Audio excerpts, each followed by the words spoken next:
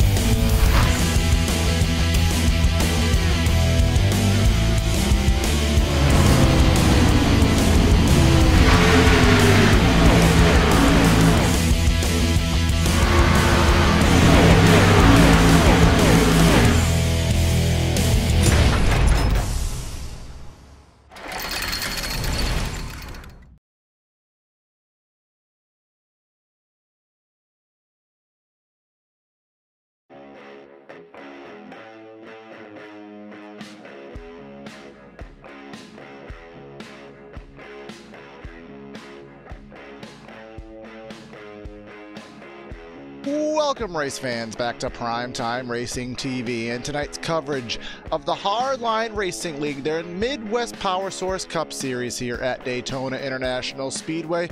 Bringing you the duel at Daytona tonight to set the starting lineup for their Daytona 200 next week, which will also be here on PTR TV. Bringing you the action for tonight's race is myself, Corey Silva, in the booth, and behind the cameras. Also, my buddy Evan Black is here as usual. Evan, we're at Daytona in the Cup cars. It's been about a month since we've brought you guys the Hardline Racing League, so getting ready for a new season.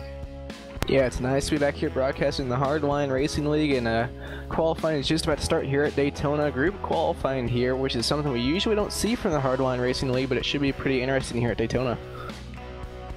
Yeah, it is kind of going to be a staggered single car group qualifying effort, essentially. It's going to be single cars out there on the track.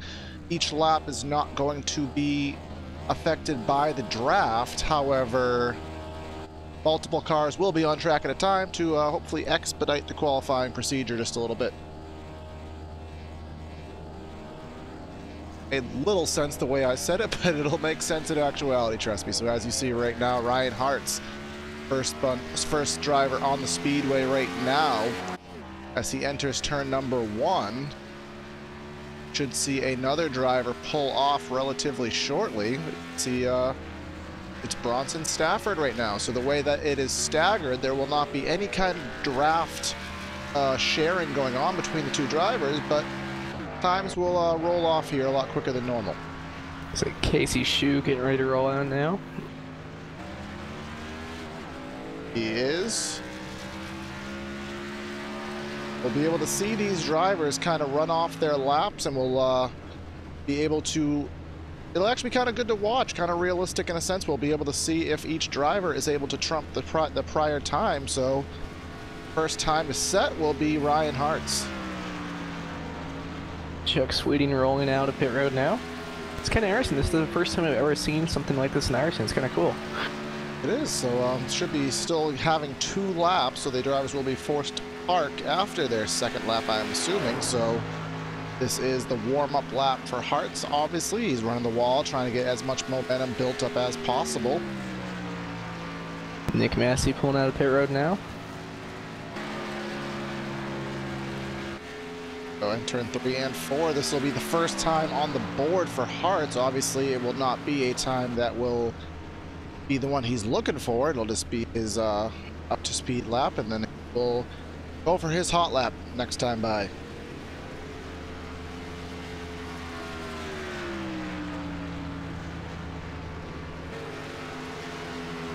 49.215. And now Hartzone is flying lap, the lap that will count. Actually, we have a little bit of I think a little bit of flaw in the logic here. You can see Bronson Stafford and I believe the 48 of Nick Massey. I don't think that was supposed to happen, so we'll see. And Ryan Hartz is going to have a little bit of a suck up from Bressie, maybe. Hartz getting by Bressie now, and now Bressie is trying to go with a draft to get the speed a little bit quicker. I don't think the plan quite worked out the way it was intended, because as you can see, the 61 and the 48 are in their tandem. They're drafting full on right now. So it'll be interesting to see what the call is on this. But Hartz has completed his 2 laps and will pull off the track with a 48.303. And obviously when Stafford and Massey hit the stripe, they will have a significant advantage.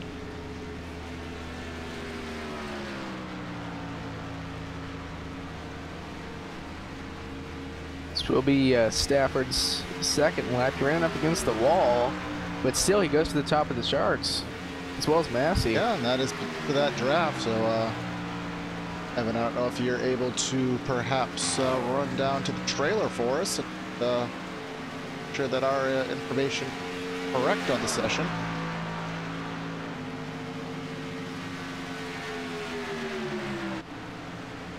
Thomas Bressie taking 5th place on the board right now with his lap time 48.827.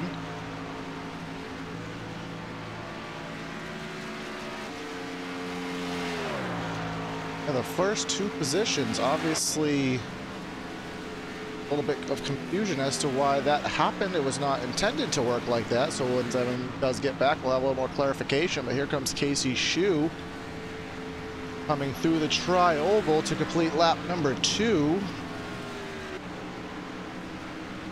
And no improvement for Shue, 48.86 again.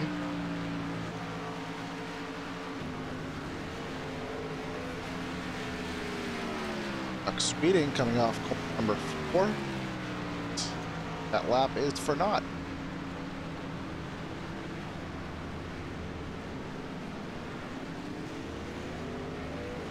Radicic here come the tri-oval at the stripe. 43 he will remain in the 7th position. Looks like they are going to let those times stand. Wasn't originally how it was supposed to go, but they're going to let the time stand. So more than likely, Nick Massey will be the pole winner for next week's Dirty Air Studios 200. Unless anyone else gets out there and starts drafting. Yeah, it's, can't say I've ever seen, well, actually I can't say I've ever seen this happen at all, but especially I've yet to see a situation like that occur with it, but see what everybody else is capable of doing right now. We have Joel Holloway, 49.3 on his first lap, and will run a 48.42 on lap number 2, bumping him up to 7th.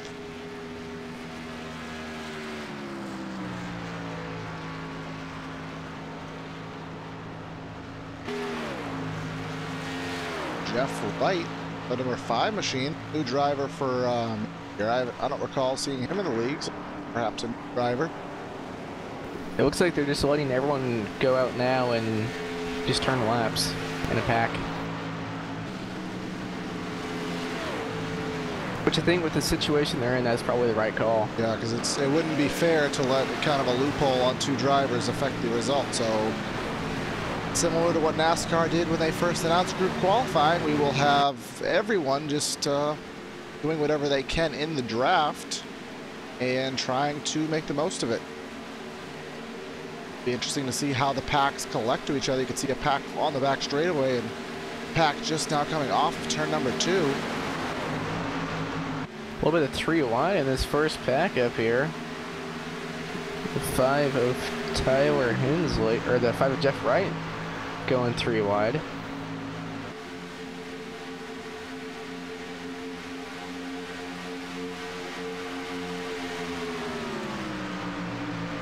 So these drivers all starting their laps, and should see some of these, most of these guys will probably go to the top of the charts for at least a little bit. Yeah, if anything, the drivers at the tail end of the pack should be the ones that have the better lap. They will have the suck up there. That'll give them the most speed, more so than the drivers in the front of the pack. So look for that driver in the Best Buy machine back there. Yeah, I'd say the 21 of Doug George and the number 43. I would look for them to go. Yeah, I'd look for them to go to the top of the charts. 46.971 is the time to shoot for as this big pack comes through the tri-oval. See if anybody is able to eclipse that time, and nope.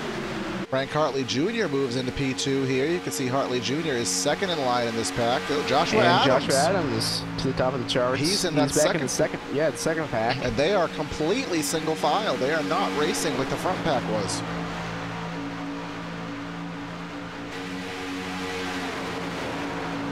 Cole Baguni moves into the third position, also in that second pack.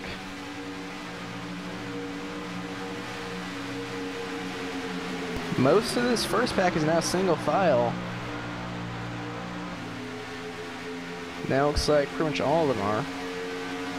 Just waiting, yep. First pack is all single file now. and Ryan Hart to the top of the charts. Now that this draft is getting wound up, now that everyone is up to full speed. Who is leading that second pack. Which now the second pack is starting to race a little bit. Yeah, they're in the 45-second bracket now, so a full second knocked off from the first time. You can see they're full on racing. They're getting race practice out of this right now. The outside lane is really starting to drop back, so I wonder if there'll be something to watch for in the race, the inside lane being preferred. Yeah, I would expect it to be the case, Ed. We know how the Monster Energy Cup machines do race here at Daytona, especially at night. It should give them the grip they need to be able to run around the bottom of the track.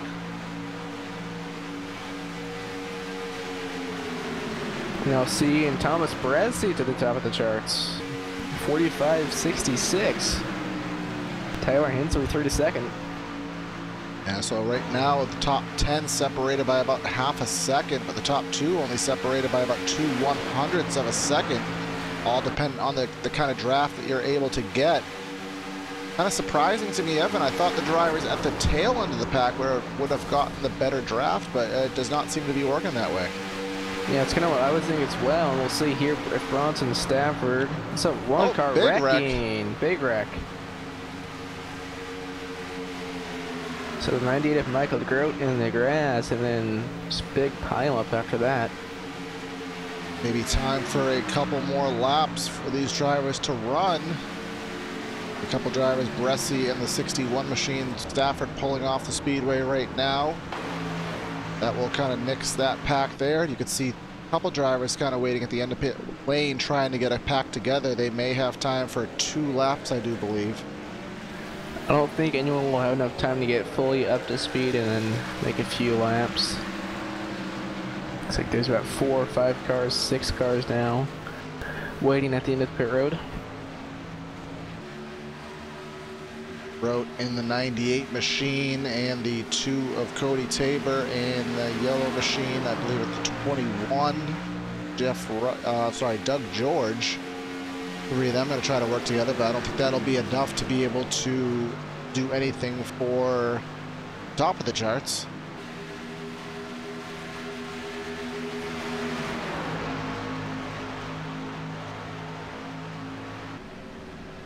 Got a pretty big pack forming led by Robert Kinney. About 7 or 8 cars out there. But I just don't know if they'll be able to get it up to speed enough to beat pole time. Yeah, right now they're at about 185, with probably top out pushing 200, so a little bit of time to go. But I think this coming lap won't be the money lap, but I think they do have one chance at a hot lap. It'll be the following time by, and that should be right at the end of the timer. Looks like with Bresci, it's taking about 3 laps to get fully up to speed to run his best lap of the session.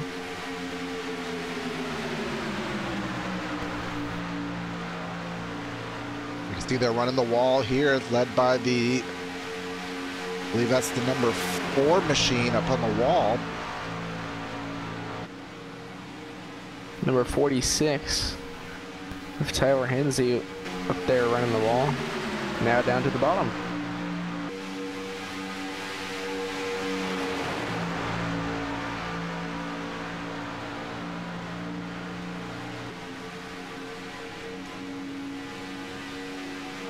Yeah, I think they might be able to get one fast lap in. But will they be fast enough to beat Thomas Bressy's time is the question. Yeah, I believe that lap will be this time by if they are able to do it.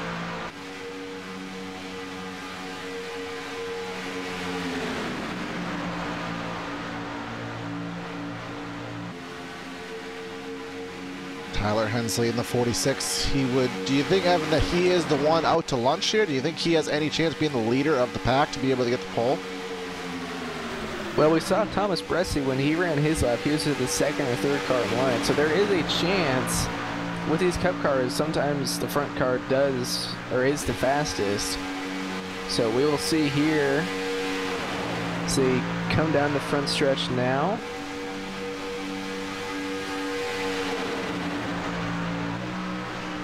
Bronson Stafford to the top of the charts, who is the last car in line. Which is what I predicted to be the case, and it is obviously working so. And this will be the final lap, I do believe, of record in the session. The cars that are 1-2 in the session are the last 2 cars in line in this pack.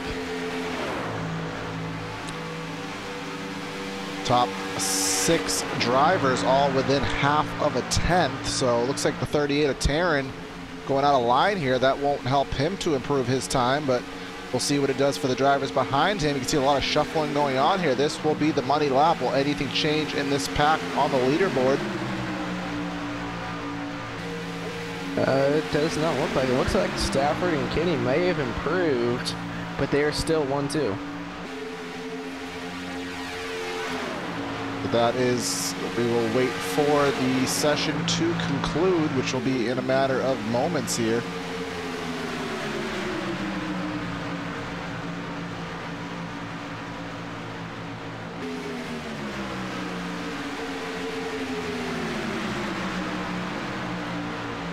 We want to thank everyone for tuning in tonight to PTR TV for tonight's Hardline racing action here tonight, bringing you the duel at Daytona. The drivers who finished 1-2 in this qualifying session will be the ones to start on the pole in next week's race. And they do not have to run this race, so we'll see if they stick around and run it, or what goes on with that. Yeah, I mean, do you want to play it safe, or do you want to maybe get some race practice? But remember, the race will be in the daytime conditions, so maybe not as much to learn out of that.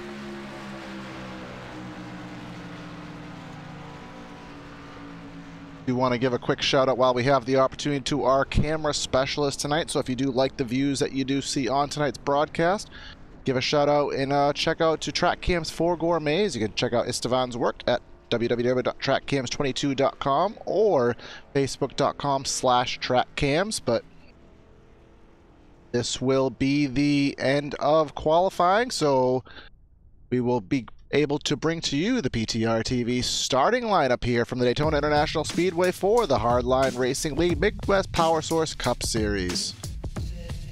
On the pole position with a lap time of 45.552, the Krutz Custom Graphics Pole Award for the duel goes to Bronson Stafford, Robert Kenny on the outside of the front row, Nick Massey in the 3rd position, Shane Taryn in 4th. And then in the 5th spot, we have Thomas Bressy with Casey Shue in 6th. In 7th, Cole Begonia, Tyler Hensley in 8th. Then running out the top 10, Josh Adams and Ryan Hartz. Matthew Bell will be rolling off in the 11th position, Cody Tabor in 12th. Phil Pradovich in 13th, Frank Hartley Jr. in 14th. Michael DeRote ran out the top 15, and then the rest of the top 21. Jeff Wright, Doug George, Simon Thorns, Joe Holloway, Chuck Sweeting, and then Briar LaPrade in 21st, ran out this field. Well, that is the starting lineup here tonight at the Daytona International Speedway. Obviously, Running at night we are tonight. Weather conditions here at Daytona, 65 degrees in the air, 65 degrees on the track, so grip shouldn't be of any concern here tonight. Going to be a 30-lap race here. It's only going to be one single race, not quite the duels that you would see in the real world. We have one race tonight. 1, 2 have locked in, Stafford and Kenny. They will be the front row next week, and the remaining grid tonight will... Even positions will be in the outside row, and odd positions will be in the inside row for next week's race, Friday night. So in 30 laps, Evan, what are we expecting to see in terms of how this race is going to be ran? Like, what is your... We have 21 drivers, which isn't... It's enough cars, but it's not a humongous field. So what can you do in 30 laps here around Daytona? I think these drivers are just going to have to go and get all they can, but I really don't know how racy this track will be. Usually in the Cup cars, it's kind of single file around the bottom. So I really don't know how these drivers are going to be able to get up through the field, but we'll find out. Are we worried about the bumper hook that we are usually Yes. used to? Oh, I don't even have to finish that thought, apparently. I watched in practice and qualifying, and there was quite a few bumper hooks, so that's definitely going to be something to watch out for through the corners. Yeah, so you want to give the best draft you can, but you still have to give your drafting partner the space he needs to be able to make the turn, or else we are going to have a huge pileup. And do we have any backup cars tonight, Evan? No, we do not. There are no fast repairs here tonight. You have to make those 30 laps if you want to have a good starting position for next week's race. The Dirty Air Studios 200 brought to you live on PTR TV next Friday night, but it's the duel here at Daytona tonight. 30 laps around the speedway. We'll see where these drivers will start in next week's race. Thanks to everyone for tuning into PTR TV. Like and subscribe so you don't miss any of the Hardline Racing League Friday nights here on the channel and our other content that we do provide to you during the week. But here we come through 3 and 4 and ready to get this race underway. Quick thing before we go, Green, 75% fuel here tonight. Do you think they will need to pit, or should they be good to go to the end? I have not the slightest clue, but I think it's going to be pretty close. I think it'll be close indeed.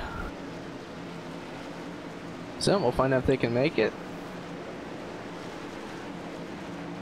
But Bronson Stafford is the control car on this start, on the initial start of tonight's race. Coming through the tri-oval, pace car is in the pit lane. We await for the green flag, and there it is. We're racing in the Hardline Racing League. Bronson Stafford picking the outside lane on this restart. Looks like their team cars up there on the front row, and 61 is going to try and drop down in front of 10. Maybe he's getting a pretty good push from the 38 of Taryn. Outside 2 cars will be able to clear. Taryn drops back down in front of the 10 of Robert Kenny, so your 1, 2 have dropped to the inside. Casey Shue, the Lone Ranger up top, but actually he does have 46 Tyler Hensley with him. Not many cars up there in the outside lane, especially up front. There's only the 2 cars up there, so we'll see if more drivers go out there, if they're just going to single out. Yeah, they will, as you said, Evan, I'm assuming that these drivers are going to have to be as racy as possible. We know this is a short race, and it may be a little on the hard side to make some moves, so you can see at the latter end of the field, about 3 or 4 drivers as well trying to make that top work.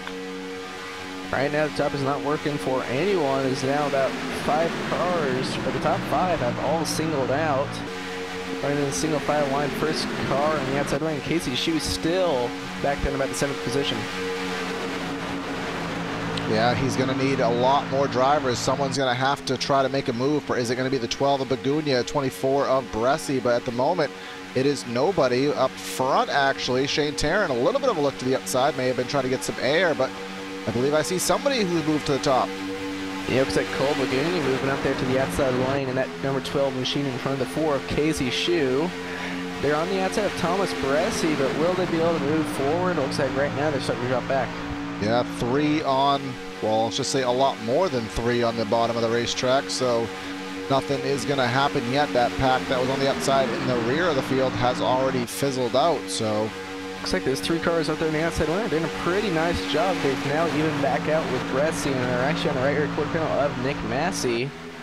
And now as they get ready to come out of turn number 2, we'll see if they can get the run. Still pretty even. Now Massey up there.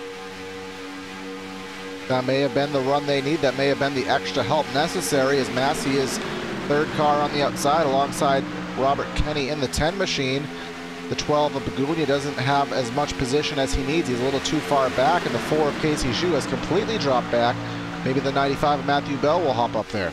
Tara Hensley really starting to drop back through the field. He got off the back front with that number 4 machine, so he's been dropping back ever since. Yeah, so we're 4 laps into this race at the moment, and nothing's changed up front. The 61 of Bronson Stafford is still leading this race with Shane Taryn behind him. Only 2 drivers up front running the top groove at the moment. And it doesn't look like anyone is going to try and get up to Bresci. Maybe taking a look. Nope, right back down to that double yellow line. Zach Bresci is really just not sure where he wants to be right now. It looks like the outside is still continuing to drop back. Yeah, at the moment, I mean, you want to make moves. Everyone wants to be the leader, but if you're unsure if you're going to have help behind you, I guess you kind of want to err on the side of caution and just kind of keep the position that you do have. Yeah, it's going to be really hard for these drivers to get by the 61 of Stafford unless 2 or 3 of the ones right behind him, if they pull out, they'll definitely be able to get by him. But at the moment, everyone does not want to take that chance. Remember, they are going to finish, the way they finish this race will dictate where they start in next Friday's race. So, I mean, finishing third, that's not really that bad of a situation, but even though you want the win, so see Massey here in the 48 is Lone Ranger on the top. Choo-choo to the back of the train is the 48 machine right now. Yeah, looks like there's pretty much no gap, so he is going to have to go all the way to the back. So not at all what he wanted. And when you say all the way, you mean all the way. Nobody there. You can see someone has lost the draft a little bit. Cody Tabor in the 2 has lost the draft. Actually, Simon Thorns in the 57 rather, has lost the draft as well. Thomas Bresci up to the outside lane. No one going with him, so right back down to the yellow line. Yeah, so right now, the entire 21-car field here at Daytona bring around the yellow line here, so no one is really willing to make the moves yet. Everyone is playing on the air of caution for the end of the race.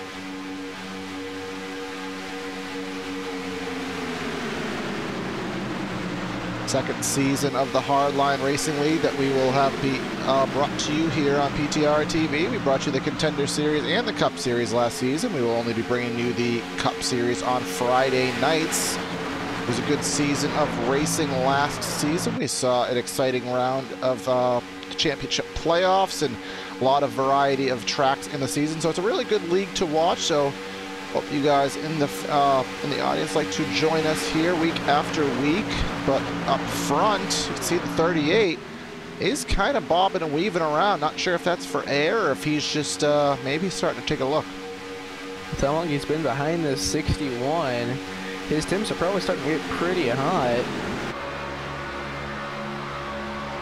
Yeah, you need that air on the radiator. Even the slightest little bit of a look to the inside or the outside can get that little bit of air on it so that you don't grenade the engine and blow up. Because I know it's happened to both of us at some point, Evan. You had to have blown up that engine in the middle of the pack, and that never ends well. It's never fun when that happens. Now Thomas Bresci after the second lane, nope, back down to the bottom. I wonder if he's just trying to get a feel for what's going to happen when he pulls up to that outside lane. Yeah, has anything, but I think you have a little more seat time than I do recently, has anything in the NASCAR Monster Energy Cup draft package changed here on the iRacing service that might have changed how you race this track? Not much has changed, but it's just it's a lot harder to get to someone's back bumper, so it makes it a lot harder to make the second lane work unless you've got a lot of cars up there, which right now not many people want to go up to the outside. It is just really, really hard to make moves. Like our PTR car back there, Michael DeGroat in the 98 machine. He took a little bit of a look to the outside there, but again, moved back in line. Didn't want to lose some time, but somebody else is on the way back to the train there. The number 5 of Jeff Wright, Lone Ranger on the top of the racetrack right now. Should have a gap there behind Casey's shoe. Should be back in about the 17th position. Yeah, looks like Frank Hartley Jr. and the 43 Felipe Radicic have dropped off. They are working together, but off of the main pack at the moment, and Tabor and Thorns are completely out in their own zip code right now. But all the shuffling back in the back. Looks like I believe somebody, I can't tell who it is right there on that side lane. Somebody is Tyler Hensley, that is, in the Discount Tire SS. He is taking a look to the outside of the 26 of Sweeting. And up front, Thomas Bresci went up to the outside lane, and no one's going with him. So he is just going to have to wait until Tyler Hensley and the guys behind him get up to him. Yeah, but look at Evan Hensley has lost his help up there. It is only him and the 19 of LaPrade, and look how far back LaPrade is right now. So he's not really offering any kind of assistance. Yeah, LaPrade's going to have to drop down if I can talk. But now Casey Shue's going to pull up in front of him. So 3 cars up there. 4 cars. And then up front, it's still Bresci kind of fighting his own battle up there. He's alongside the number 88 of Josh Adams. That is for the 4th spot, but looks like the 12 of Cole Begunia is taking a look up there. Will he commit to the move with Matthew Bell, perhaps? Bell will stick to the bottom, but I do believe the 12 will work the top. He is really indecisive. Back down. Nope, back up to the top. But he can't waste too much. Now he's on the outside of Bell, so he cannot drop back down. Yeah, and he has DeGroat behind him in the 98 machine, so he can't waste too much time, or that hole will be filled in, which it already has been. So now the 12 is kind of forced into running the top, and you can see behind that, Joel Holloway in the 66 is trying to gain time on the outside to give some assistance as well. And Tyler Hensley, it doesn't look like he's really wanting to help Joel Holloway, but I don't think he's going to have much of a choice. Hensley in the wall. So now Casey Shue and Brian LaPrade are going to get by him.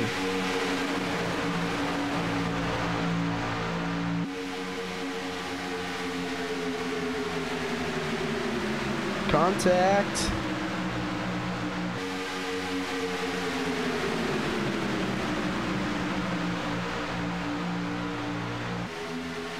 But now they have Nick Massey up there as well.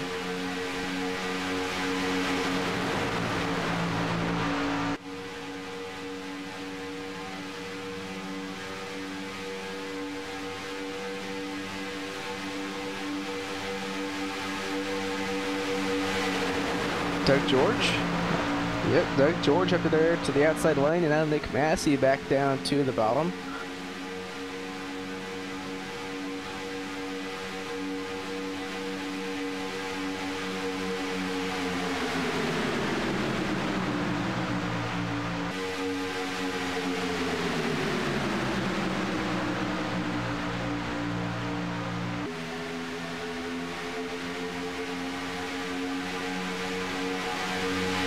Contact once again between, looks like Matthew Bell and Cole Begunia. That's stacked up both lanes a little bit. Here comes Thomas Bresci on the outside still. Now he has a lot more help. He has about 5 drivers working up there with him. You can see actually the latter half of the field has kind of maneuvered to the top of the racetrack now, kind of leaving the inside out. Matthew Bell, an aggressive move to the top of the track, but he drops back to the bottom, kind of blocking the move there, but that's going to give the 12 the run still. Very aggressive move there by the 95. Yeah, now the outside lane is starting to get some momentum. Bresci back to the right rear quarter panel. Adams is now at the door. This might be exactly what the outside lane needs. They've got just as many cars as the bottom now. Yeah, so can they get any further presence up to the front of the field is the question. They've kind of stalled out at about the 3rd position. That's where Bresci is right now. He's about at the 3rd machine. Actually, he's still hanging on to the right rear quarter panel of Josh Adams for 4th. He's going to have a gap here. Will he drop down? He's going to stay up there. Bresci has a small gap. He could get down in between Adams, but he's going to stay up there. Yeah, he's committing to it. If he gets to the bottom, he's kind of just giving himself that position. He wants to know that he at least fought for the battles and fought for the positions. That's exactly what he's doing. Question is, will it bring anybody else up front to help him out up top. Doesn't look like that's going to be the case anytime soon. See, about halfway through this race, when are these guys up in the top 4? When are they going to move up and try to make a move? I mean, perhaps maybe with less than 5 to go. Remember, the iRacing cutoff lap tends to be as Josh Adams goes to the top with Bressie. Bressie tries to fill in the spot to the bottom. It's going to open a 3 wide as the 3 of Ryan Hartz is down there. They're 3 wide for the 5th position. I almost think Bressie should have stayed with Adams and tried to just get another car up there, and that might have been able to help him get up there to the lead. But it looks like Adams did get in line in the outside lane. Now the 10 of Kenny. Here we go for the lead. Outside lane. For the lead. First lead change, at least battle up front for the lead at the moment. 38 with the push from Bressie. Actually got the 38 a little bit loose there. You got to watch out for that. 61 drop goes up the track for the block. Now the 10 of Robert Kenny looking underneath the 61. Nope, the outside lane's going to get the run. Taryn might clear once again. Looks like Taryn will stay out there pushing that 61. Nope, Taryn's going to drop down to the bottom as well as the 61. Stafford blocking both lanes on the highway here. You got to watch out for the bumper hook. They are running really close. The aggression level is starting to turn up here. Bressie with the tight side draft on the inside lane up top, trying to get the run going. He's to the outside of the 10 of Kenny. And what do they do up front? The issue with blocking is if you just barely mistime it, that's the entire field. Taryn with the block up top. Taryn's trying to get the momentum off of Bressie there on the outside. Ooh, with the block. Now Bressie going 3 wide. No help. But the inside was left open with the block by the 61. So now Robert Kenny in the 10 is going to fill that spot in on the inside lane. Teammates up there 1-2 right now. 10 to the inside with the help from Ryan Hartz in the 3. So Robert Kenny trying to get his first lap lead of the duel right now. The entire race has been dominated by the 61, but this is the first time we've had a battle for the lead. And look at the momentum on the outside lane down the back straightaway. Taryn is doing a really, really good job of pushing that number 61 machine driven by Bronson Stafford. Couldn't quite clear for the lead down into turn number 3. They're still side by side coming out turn number 4. Who's going to get it at the stripe? It looks like at the moment it's going to be Kenny, but with the surge through the tri-oval, it might give the 61 a chance. It will not happen. First lead change of the race. Give it to the 10 machine. Now Shane Taryn back down to the inside lane, slotting in at the 3rd car down there. Now only 3 cars up there in the outside lane. They're going to drop way back.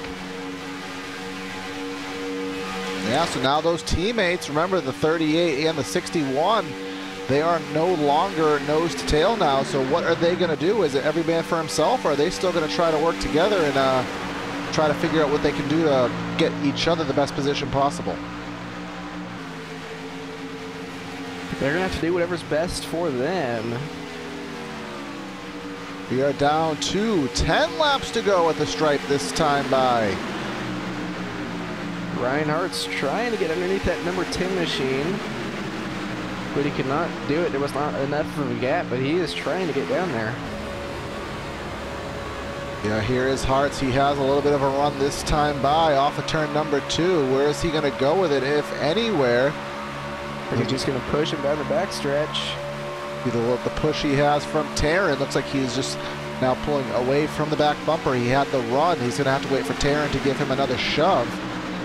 And Stafford in the 61, he is the first car on the outside lane, but he is about 5 cars back there, so the outside's going to have to get reformed. Yeah, which I don't really know if they will. Michael DeGroat down on the apron. I don't know if he got a bit loose. Now DeGroat is in the 5th position behind the 95 of Matthew Bell. Is DeGroat going to stay to the inside? He has Stafford in the 61 coming to the outside with a run. What will he do as the 57 of Simon Thorns? Remember, he lost the draft. He's about to go 1 lap down now as he is to the outside, as the leaders will speed by to his inside.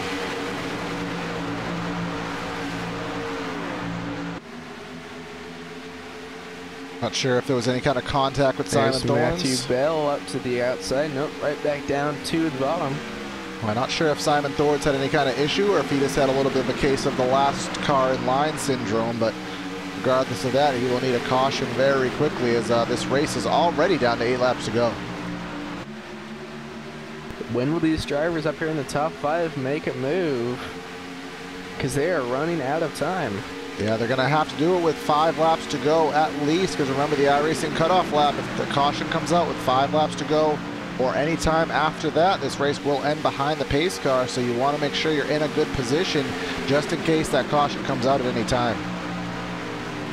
Here comes the 2 of Cody Tabor. He will be going a lap down as well. He will go to the outside of the track, allowing the leaders to pass by to the inside. Still only those 2 cars of Bronson Stafford and Cole Begunia in that outside lane. Yeah, Stafford all the way back to the 8th position right now, alongside the 5 machine on the outside of Jeff Wright, led 18 laps, and it's going to take a huge feat for that 61 to get back to the lead.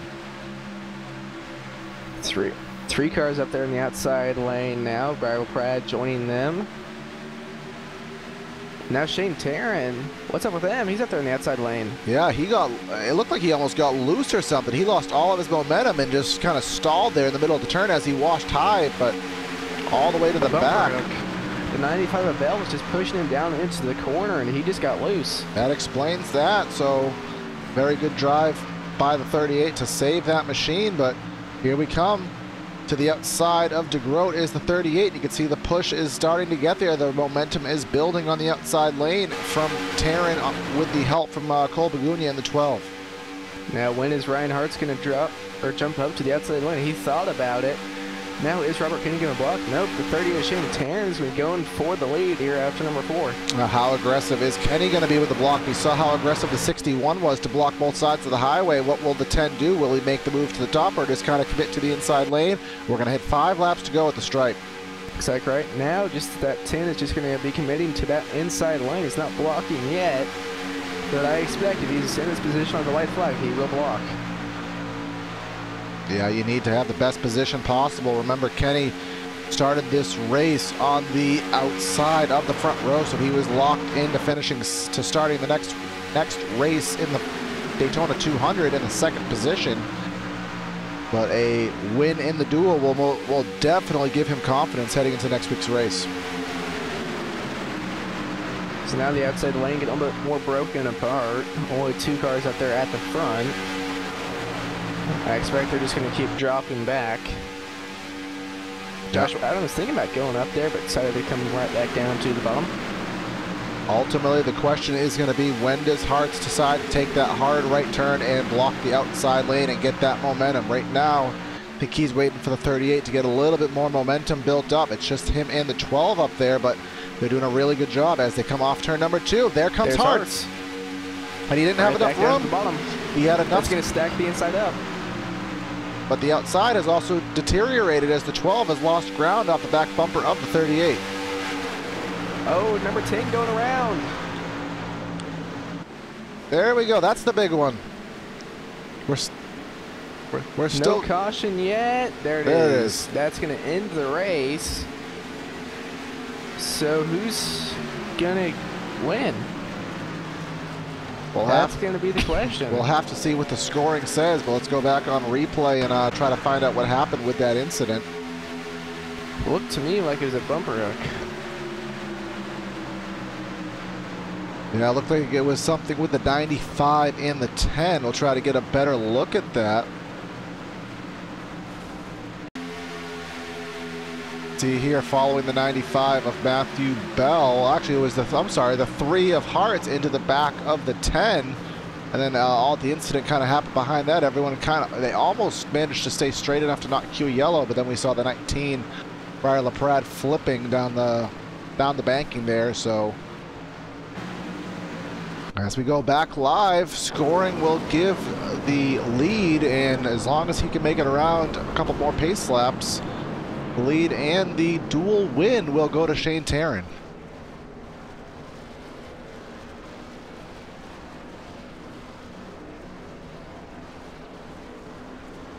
So this should line him up third next week at the Dirty Air Studios 200. Yep, Stafford and Kenny, they are locked in as your front row, but finishing positions of this race, Even will finish on the will start on the outside, Odd will finish to the inside, will start to the inside next week rather.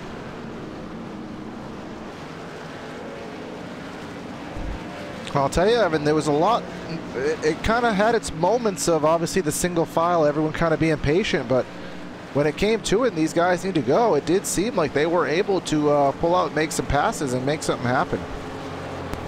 Yeah, once it got down to about 5 to go and people started trying to make moves, it got to be a pretty good race.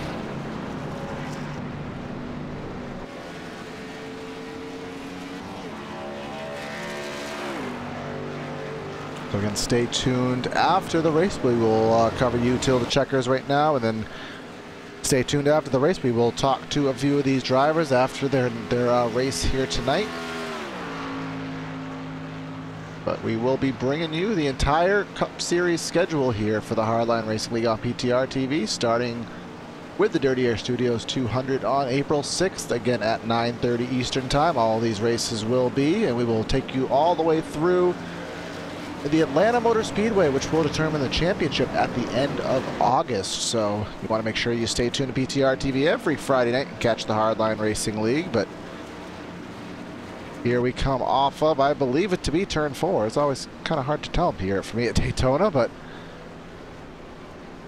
yes it is. We will be getting the white flag, albeit at 80 miles an hour, for Shane Taryn.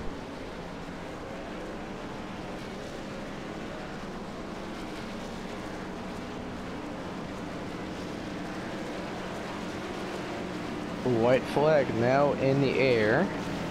So as long as Taryn has enough gas for one more lap, he will win here tonight at Daytona.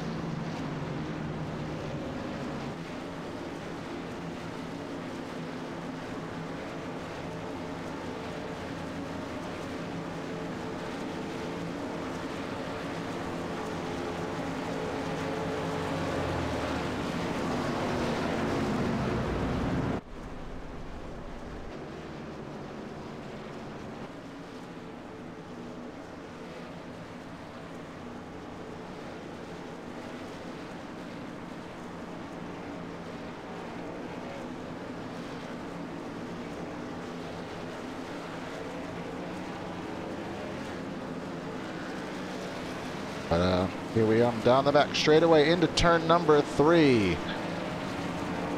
Shane Taryn is in the first position here as he comes through 3 and 4. Ryan Hart's in second. Shane Taryn will have led all but only 4 laps of tonight's race, but he'll have led the most important ones, including the one at the end of the race, which is the one that will help him the most for next week. Shane Taryn will come off of turn number 4. He will start the Dirty Air Studios 200 in the 3rd position, and that will be because he will be trying to time this out at 70 miles an hour. Shane Taryn will win the Midwest PowerSource Cup Series duel at Daytona.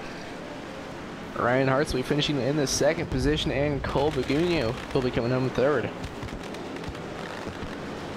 We will step away for a brief break here, and we will bring to you post-race interviews here on PTR TV, so stay tuned. We'll be right back.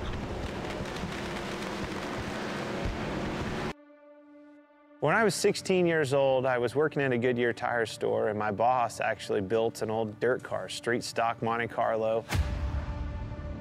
Went with him one night, fell in love with it. It was a hell of a race, hell of a party, and a big fight afterwards. I was like, this is it. This is it for me. It wasn't long after that, I was driving an old 78 Camaro out of the weeds at that guy's farm. We pulled that thing out and made a race car out of it, and away we went.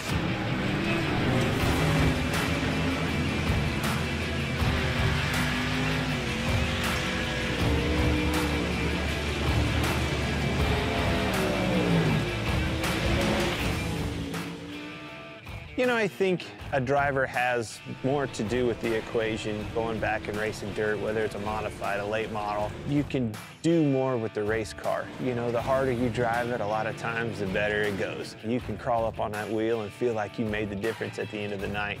Asphalt car, you can't overdrive them. Well, that was the first thing that I had to learn right off the bat is, oh my gosh, I've got to discipline myself, not overdrive this thing, and that's how you get the most out of it. Truth be told, communicating the right information to your crew and your crew chief so they can do their job and make their appropriate adjustments for you to go faster and do your job is probably 90% of the game in our world.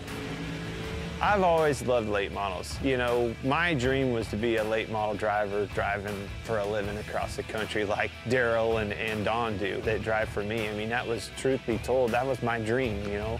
I always wanted a semi. I always wanted a stacker trailer with 2 hot rods in it and let's go racing. Let's take off with your buddies and go race and chase that dream. Never in a million years did I think it would turn in.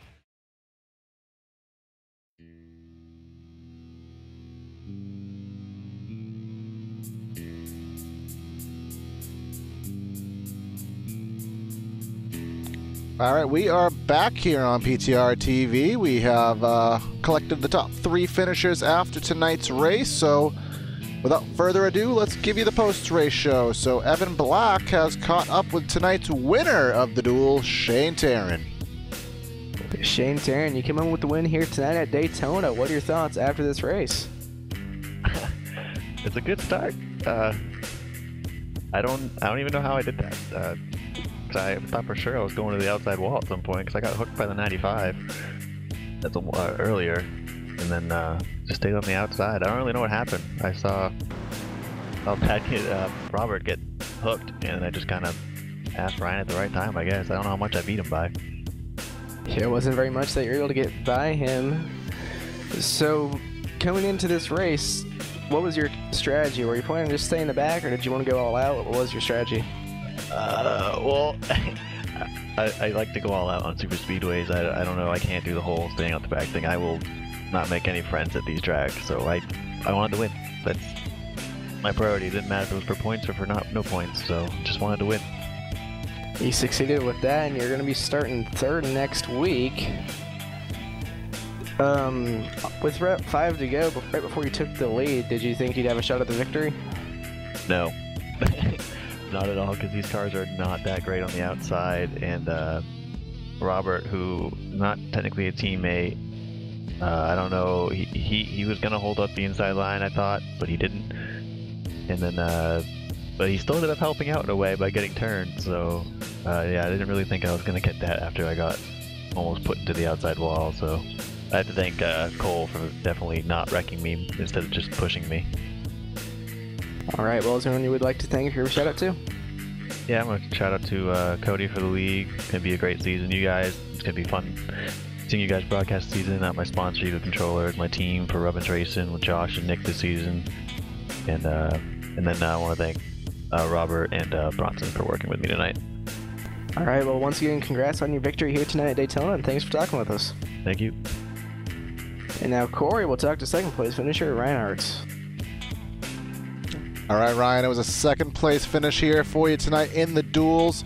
Talk about how your race went and ultimately that last dash before the caution came out. Yeah, that race was pretty fun. Even though it was 30 laps, like I said, it was still pretty fun. Just the inside line just kept getting checked up all the time, and that outside line just kept getting a hell of a run.